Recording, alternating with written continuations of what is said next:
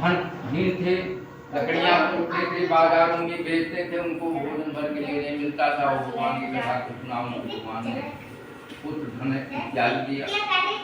तीसरी कथा कौन सुना?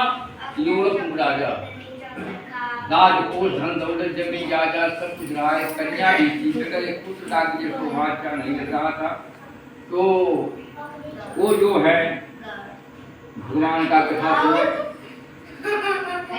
भगवान ने उनको पुत्र दिया। तीसरी कथा कौन सुना? साधु नाम बनिया। राजा से पूछा कि आप यज्ञ को ये कर रहे हैं बद्रीनाथ नदी के तट पर,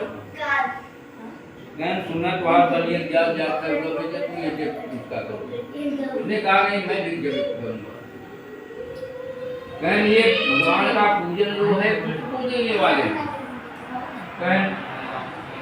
राजा अगर हमें लड़की हो जाए तो भगवान कथा की।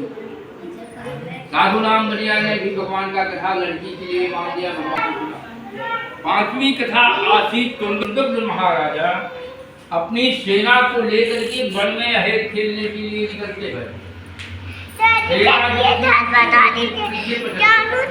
राजा वन में उनको एक मायावी मृगा मिला। मृगा नहीं था, उससे